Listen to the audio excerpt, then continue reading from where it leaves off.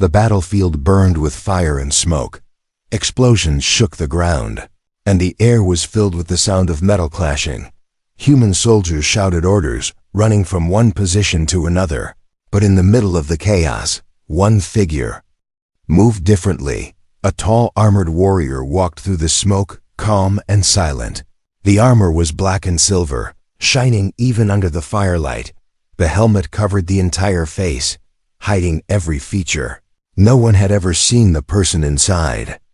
The soldiers called this mysterious fighter the Iron Phantom. They believed it was a man, a strong, unstoppable man. The enemy feared this figure more than any weapon. Some even said the Iron Phantom had never lost a battle. A group of alien soldiers spotted the Iron Phantom from a distance. They charged together, thinking they could bring the warrior down. But the Phantom moved like a shadow. One by one, the aliens fell to the ground. Weapons shattered. Every move was fast, precise and deadly. There was no wasted motion, no hesitation. The humans watching from the hill could not believe their eyes. It was as if the warrior was dancing between the strikes. The fight ended in seconds, and the Phantom walked away without a word. The human commander, Captain Rourke, watched carefully. Something about the way the Phantom moved felt strange. There was strength, yes, but also a certain elegance. It was not the heavy, rough style of most male soldiers.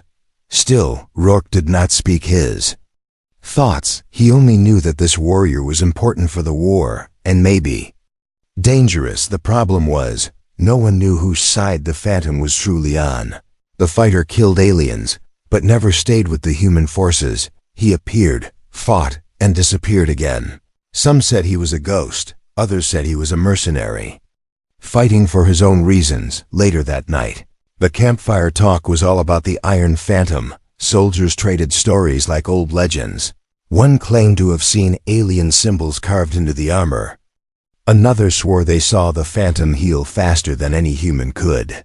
Some laughed, saying the warrior was probably just a secret human project, but a few whispered a different idea. They thought the Phantom might not be human at all. Rourke listened. From a distance, his eyes cold and thoughtful, he knew one thing. If the Phantom ever turned against them, no one could stop him. The next day, the battle was even worse. The alien coalition launched a massive assault. Laser fire lit up the sky. The human defenses were about to collapse when the Phantom appeared again. This time, the warrior moved straight into the heart of the alien forces. Blades and plasma burned in the smoke.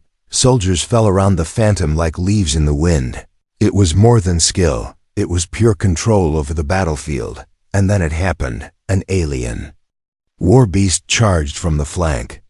Massive and armored, it was strong enough to crush a tank, but before it could strike, the Phantom leaped forward. The blade cut deep into the creature's neck, dropping it instantly. The humans cheered. But the Phantom did not stay to hear it. Instead, the warrior turned and vanished into the smoke. Rourke's eyes narrowed. He had to know who was inside that armor. He called for a small recon team. "Follow the Phantom," he ordered. "Do not engage. Just watch." The soldiers hesitated. Following the Iron Phantom was like chasing a storm. But they obeyed, disappearing into the burning ruins. Hours passed. The recon team returned at last, shaken and pale. They reported that the Phantom had fought not only aliens, but also strange mechanical drones they had never seen before. They also swore they saw something inside the armor, a flash of silver hair when the helmet shifted for a second. It was enough to spark new rumors in the camp. Could the Iron Phantom be a woman? No one dared to say it loudly, but the question spread like fire. That night, Rourke stood alone at the edge of the camp. The battlefield was quiet now, but his mind was not. Somewhere out there, in the darkness, the Phantom walked, a warrior, unmatched, a mystery unsolved, and Rourke knew, deep in his gut, that the truth, whatever it was, would change everything. Because sometimes, the most dangerous secret in war is not the enemy's weapon. It is the identity of the one fighting beside you. The human camp was quiet, but it was not peaceful. Fires burned low. casting long shadows across the tents. The air was thick with the smell of metal, oil, and fear. Soldiers moved slowly, carrying supplies or cleaning weapons, but their minds were somewhere else. They were thinking about the battle, and about the Iron Phantom. The silent warrior had appeared again today, saving the human line from collapse. Yet once more, the Phantom had vanished without a word. It was like fighting beside a ghost, one moment there, the next moment gone, around a small campfire. 4 soldiers sat close together. Their voices were low, as if they feared someone might hear them. "I'm telling you," one of them whispered. "I saw the helmet shift today." The others leaned closer. "There was hair, long silver." "Hair," he continued. "Could be a trick of the light," another muttered, but his eyes betrayed doubt. "No," the first soldier said, shaking his head. "It wasn't a trick. I know what I saw." A third soldier joined in. "I've heard stories. Some say the Phantom isn't even human." The second soldier laughed, but it was a nervous laugh. "And what? We've been following an alien all this time?" The third soldier's face stayed serious. "Think about it. The armor isn't like anything we've built. The movements are too fast, too smooth." The first soldier nodded quickly. "And what about the symbols carved into the armor?" "Those aren't human letters." The fire crackled, filling the silence that followed. Captain Rourke stood in the shadows, listening. He didn't step forward or interrupt. He wanted to hear what his soldiers believed. Sometimes rumors carried truth, hidden inside exaggeration, and sometimes they were more dangerous than any enemy. In this case, Rourke wasn't sure which it was. He knew one thing: the Iron Phantom was keeping a secret, and secrets on the battlefield could destroy an army from within. Later, inside the command tent, Rourke called his lieutenants. Maps were spread out on the table, but the discussion was not about strategy. It was about the Phantom. "We need to know who or what we're dealing with," Rourke said firmly. One lieutenant suggested sending a larger unit to capture the warrior. Another warned that it would be suicide. "You've seen how fast the Phantom moves. We'd lose men before we got close." Rourke agreed, but he couldn't ignore the growing unease in the camp. If the soldiers began to distrust their mysterious ally, morale could shatter by midnight. Rourke made his decision. He would send a small, skilled recon team to shadow the Phantom. No direct contact, no engagement, only observation. If the warrior was human, they would know. If not, then at least they would have the truth. The team chosen was made up of the quietest, fastest scouts in the unit. They prepared quickly, packing light, carrying only what they needed. As they left the camp, the moonlight glinted off their armor. Rourke watched them go, feeling the weight of the decision pressing down on him. Meanwhile, the soldiers who stayed behind kept whispering. Stories grew more dramatic with each retelling. One version claimed the Phantom was an alien queen in disguise. Another said the warrior was a ghost of a soldier who had died long ago. Others believed the Phantom was a weapon controlled by some hidden commander. Each story ended the same way, with uncertainty. No one really knew, and that mystery made the Iron Phantom even more terrifying. At dawn, the recon team returned, but not all of them. Only 2 out of 4 came back, their faces pale and eyes wide. They reported finding the Phantom in the middle of a battle with alien shock troopers. But there was something stranger. The Phantom wasn't just fighting the aliens. They were also cutting down strange, spider-like machines that didn't belong to either side. The scouts swore they saw one machine shoot the Phantom in the chest. But instead of falling, the warrior kept moving as if nothing had happened. And then came the detail that would ignite the camp's imagination. One scout said he saw the helmet crack for a moment, just a thin line, and silver hair spilled out into the wind. The camp was alive with whispers again. The word princess started appearing in the rumors. No one knew where it began, but soon half the soldiers believed it. The Iron Phantom, a princess? It sounded ridiculous, yet it fit the strange grace and mystery surrounding the warrior. Rourke stayed silent. But inside his mind was racing. If the rumors were true, then the war was far more complicated than he had imagined. And if the Phantom was truly of alien royalty, then the real battle had not even begun. The morning sky was the color of steel, heavy with clouds. The air smelled of smoke and burned metal from battles past. Captain Rourke stood on a ridge, scanning the distant ruins with binoculars.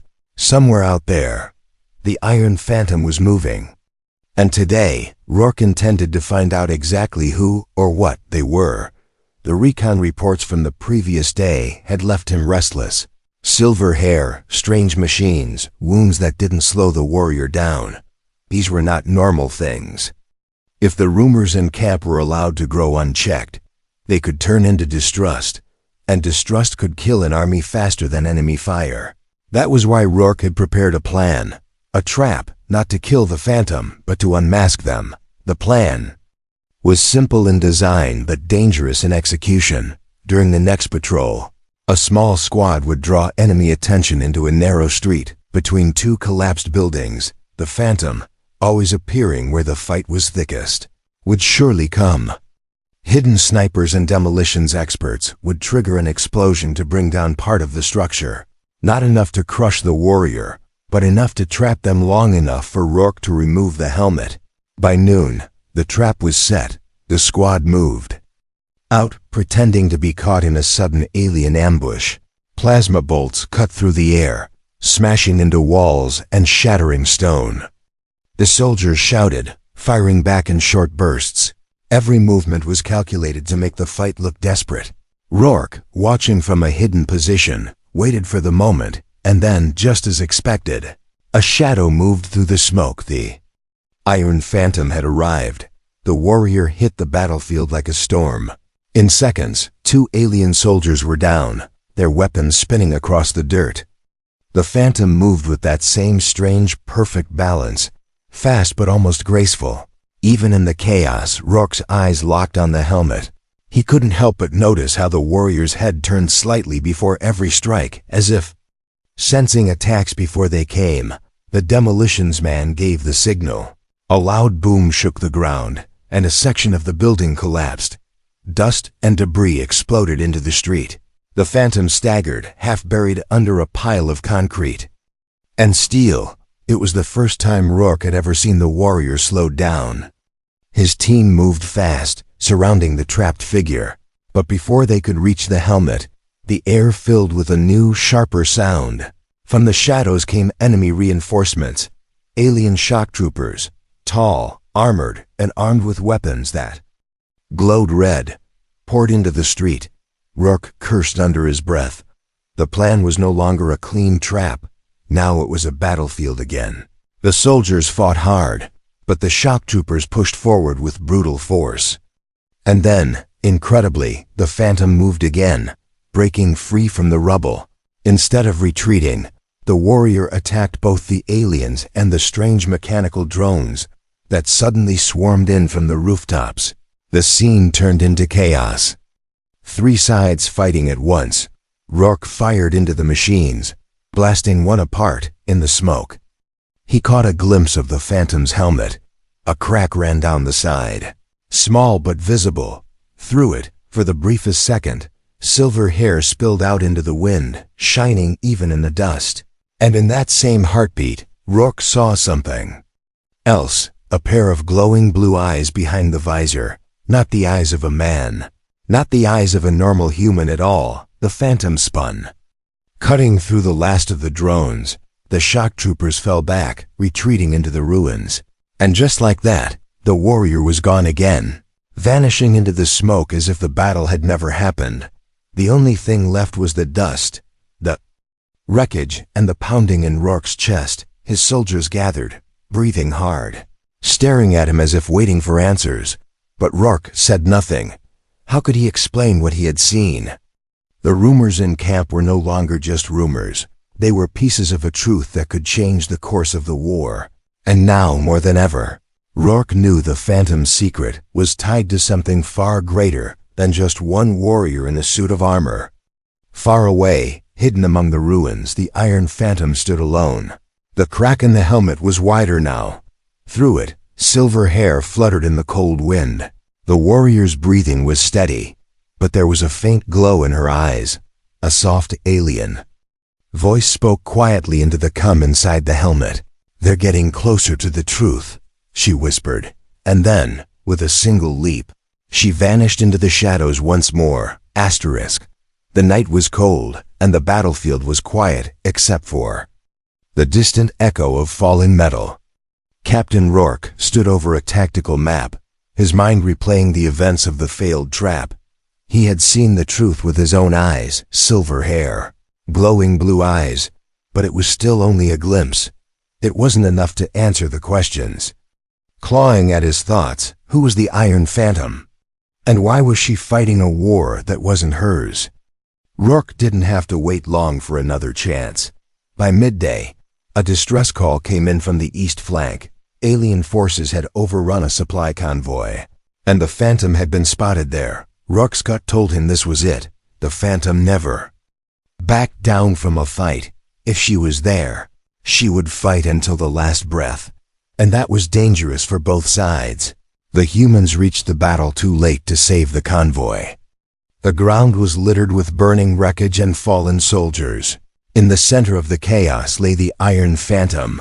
The once shining black and silver armor was cracked and scorched. One arm hung limp, and sparks jumped from a deep cut across the chest plate. For the first time, Rourke saw the warrior still, not moving like the untouchable force she usually was. "Get her," Rourke ordered. Two soldiers moved in carefully, expecting resistance. But the Phantom didn't fight. Her breathing was slow and heavy inside the helmet. They dragged her back through the smoke, loading her onto a transport. The entire ride back to camp, Rourke couldn't stop staring at the helmet. It felt like it was staring back. Even in silence, inside the med bay, the doctors worked quickly. The armor was unlike anything they had seen. Every tool they used to open it bent or broke. "It's not human tech," one medic muttered, wiping sweat from his forehead. "Then find a way," Rourke growled. The longer they waited, the more danger they were in. If the Phantom woke up, she could cut her way out in seconds. Finally, a small hiss escaped from the armor's chest lock. A strange glowing liquid leaked out, pooling on the floor. It wasn't blood. It shimmered under the med bay lights like liquid crystal. The medics exchanged uneasy glances. "This is not human biology," one whispered. Before they could say more, the Phantom's hand twitched. The monitors beeped faster. "She's waking up," a nurse warned, stepping back. Rourke moved to the side of the bed. "Stay calm," he said firmly. Though he knew the words meant nothing, the Phantom's visor turned toward him, those glowing blue eyes visible through a crack. In an instant, she pushed herself up, her good arm reaching for a blade that wasn't there. Rourke grabbed her wrist, meeting her gaze. "We're not your enemy," he said, his voice low. For a moment, her eyes softened, but only for a heartbeat. Then the medbay alarms blared. Alien ships were inbound, closing fast on the camp. "Damn it," Rourke cursed. There was no time to keep her contained. If the camp fell, everyone, including the Phantom, would die here. He made the call. "Let her fight," he ordered. The medics froze, shocked. "Sir." "She's one," began, but Rourke cut him off. "She's our best chance." The Phantom stood, swaying slightly but already reaching for her weapons. Her armor hissed as damaged panels sealed themselves. The liquid crystal flowing across her chest hardened into a thin, glowing plate. She didn't speak a word, but her movements carried an unspoken agreement. She would fight alongside them, at least for now. Outside, the sky lit up with plasma fire. Alien troops poured into the outer trenches. The Phantom moved ahead of the humans, cutting through the first wave like they were nothing, even wounded. She fought with a speed and precision no human could match. Rourke followed close behind, his rifle covering her blind spots. For a strange moment, it felt like they were not enemies at all, but partners. When the last alien fell, the battlefield went quiet. The Phantom turned, her visor reflecting the burning wreckage. For the first time, she spoke in a voice low and clear. Her words carried an accent that was not from any human world. "You should not have saved me," she said. Then, without waiting for a response, she walked into the shadows, leaving the camp behind. Rourke stood still, his heart pounding. She had spoken. And in that short sentence she had confirmed everything he feared, and everything he needed to know. The Iron Phantom was no ordinary warrior, and whatever her mission was, it had just become tied to his own. The dawn came with a cold wind that carried the smell of smoke and metal. Captain Rourke barely slept. The image of those glowing blue eyes haunted him. They were not human, and now, more than ever, he needed the truth. The camp was still recovering. From the last attack, soldiers patched walls, reloaded weapons, and dragged wreckage away from the main gates. But everyone kept glancing toward the horizon. The alien coalition never gave them long before the next strike. Rourke knew it was only a matter of hours. He also knew the Iron Phantom would return, whether to fight or for some other reason. By mid-morning, the alarm blared again. Scouts reported an incoming wave of enemy troops, faster and heavier than before. At the same time, the Phantom appeared at the outer ridge. Her armor was repaired, but faint. Cracks still ran across the helmet. The silver hair inside caught the sunlight for just a moment before she stepped into the shadows. Rourke didn't waste time. He gathered a squad and moved to meet the attack. Plasma fire lit up the fields, the ground shaking under the march of alien war machines. The Phantom moved ahead, faster than anyone, cutting a path straight through. The enemy, the humans, followed, using her as a living shield against the storm of fire. It was chaos. Screaming engines, burning air, and the stench of ozone. Then it happened. A massive alien brute swung a hammer-like weapon at her. The impact was so strong, it sent the Phantom crashing into the side of a wrecked transport. The helmet's locks hissed, sparks shooting from the damaged seal. For the first time, Rourke saw the armor fail to protect her. He charged forward, firing at the brute until it fell. The Phantom staggered to her knees, one hand gripping her helmet as if trying to keep it on. The battlefield raged around them, but Rourke made his choice. He dropped to his knees beside her, grabbing the sides of the helmet. She tried to push him away, but she was too weak. With a hard twist, the lock gave way, and the visor slid up. The world seemed to stop. The face beneath was unlike anything Rourke had ever seen. Skin pale with a faint golden shimmer under the light, eyes large and luminous, glowing with an electric blue fire. Her lips were slightly parted, revealing small, sharp canines, and the silver hair, long, flowing, and impossibly smooth, spilled over her shoulders. She was beautiful, but in a way that didn't belong to Earth or any human colony. The rumors in the camp had not been wild enough. They had underestimated her. Gasps came from the soldiers around them. Some froze, unsure if they were looking at an ally or a threat. Others stepped back in fear, but Rourke kept his eyes locked on hers. "You're not our enemy," he said quietly, more to himself than to her. Her gaze softened for a second, then hardened again. She reached up, gripping his wrist with surprising strength. "You don't understand," she said in a voice that carried both authority and pain. "They're not just after you, they're after me." Before Rourke could speak, an explosion ripped through the air. The enemy had brought in heavy artillery. Dust and fire swept over them. The Phantom stood, ignoring the open stares of the soldiers. Her expression shifted, calm, controlled, but carrying a weight no one else could see. She turned to the enemy lines, speaking in a language no human could understand. The sound was sharp and melodic. From the distance, some alien troops hesitated, lowering their weapons for just a moment. She looked back at Rourke, her silver hair catching the firelight. "I fight for my people," she said, "but I will fight for yours too, if it serves the same war." Then, without waiting for an answer, she charged back into the battle, helmet forgotten, her face visible for all to see.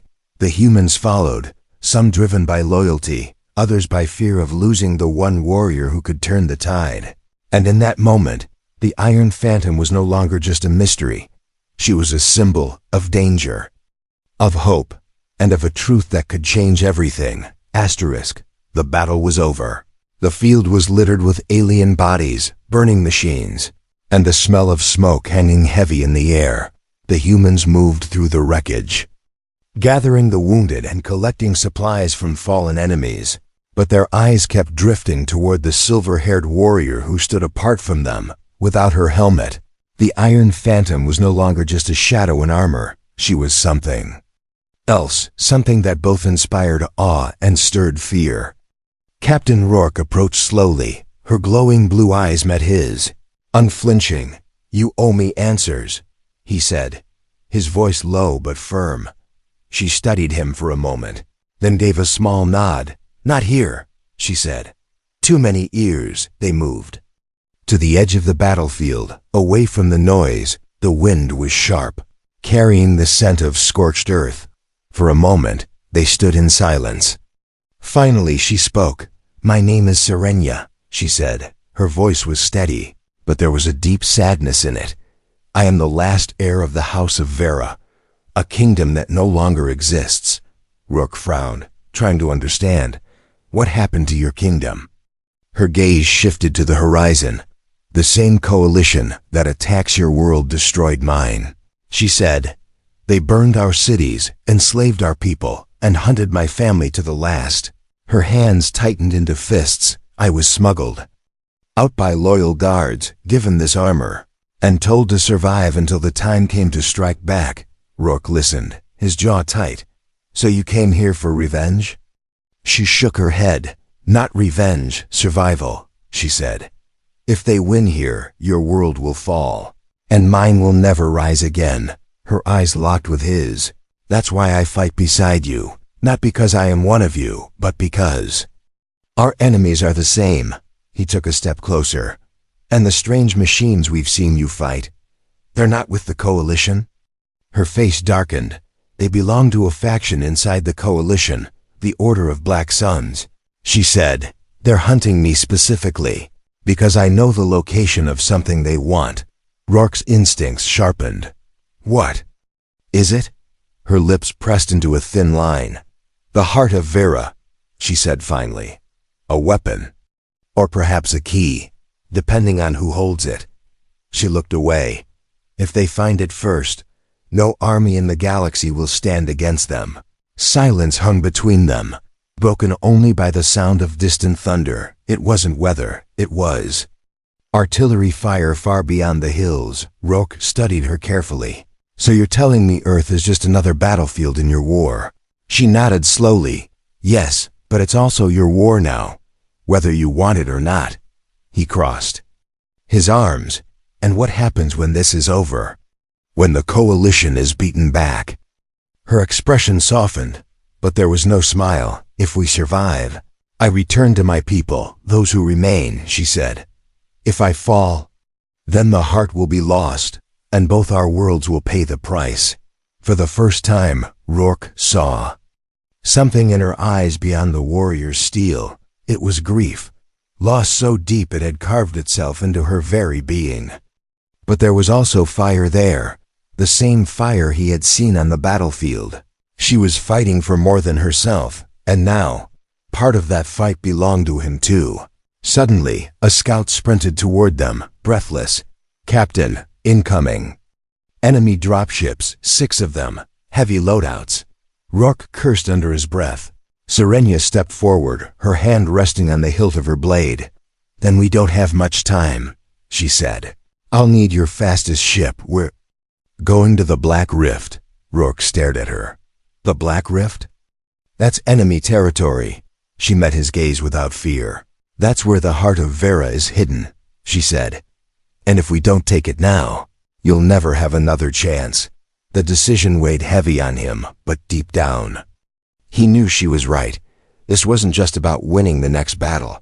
It was about ending the war before it swallowed them all. He gave a sharp nod. "You'll have the ship," he said, "but I'm coming with you." Her eyes narrowed slightly, but there was a flicker of respect. "Then be ready, Captain," she said, "because the Black Rift eats armies alive." The Black Rift was not a place for the living. It was a scar in space, a graveyard of shattered ships and drifting metal. Lightning-like energy storms tore through the dark void, lighting up broken hulls like the bones of dead giants, Captain. Rourke stood at the viewport of the fast assault ship, staring into the chaos ahead. Beside him, Serenia moved with quiet confidence, her silver hair flowing under the dim lights. "This is where your heart of Vera is hidden?" he asked. She nodded once. "It was placed here because no one dares to enter," she said. "But the Black Suns have found a way through the storms." The ship shuddered as it broke into the rift. Metal groaned and alarms blared, but Serenia's eyes stayed fixed on the darkness ahead. Her voice was calm. "When we find the heart, we cannot let them take it, even if it means destroying it." Rourke didn't answer, but his jaw tightened. Destroying the heart might mean destroying their only chance to win, but if she was right about its power, letting it fall into enemy hands would doom them all. Minutes later, they reached a vast clearing in the debris field. Floating at the center was an alien fortress, built from welded warship carcasses and powered by a core that pulsed like a living heart. Dozens of Black Sun ships swarmed around it. "They're here," Serenia said, her voice cold. The ships. Engines roared as Rourke ordered the attack. The humans hit first, cutting through enemy fighters with precision fire. But the Black Suns responded fast, sending waves of drones into the fray. Serenia was the first to leap from the assault ship, landing on the fortress hull with impossible grace. Her blade flashed in the rift's lightning, cutting through the enemy like they were made of paper. Rourke followed with a squad, blasting drones apart as they pushed toward the central chamber. Inside, the heart of Vera floated within a sphere of glowing energy. It wasn't a machine. In the human sense, it looked alive. Veins of light pulsed across its surface, sending waves of power through the chamber. Serenia stopped, her gaze locked on it. "This is the last piece of my world," she whispered. Then her voice hardened. "And the reason they will never stop hunting me." Before they could move, the Black Sun commander stepped from the shadows, a towering figure in jagged armor, his helmet shaped like a skull. "You've brought it right to me, Princess," he said, his voice dripping with venom. Serenia raised her blade. "You'll have to kill me first," she replied. The fight that followed was like nothing Rourke had ever seen. The commander moved with brutal force, each strike shaking the floor. Serenia matched him blow for blow, her movements a blur of speed and precision. Rourke and his squad fought off waves of drones, but more kept coming. It felt like the entire fortress was trying to swallow them whole. The commander struck Serenia hard, sending her sliding across the floor. Her blades spun out of reach. He stepped toward her, raising his weapon for the killing blow, but Rourke charged, firing point blank into the commander's chest. The shot staggered him long enough for Serenia to leap forward, seizing her blade and driving it deep into his armor.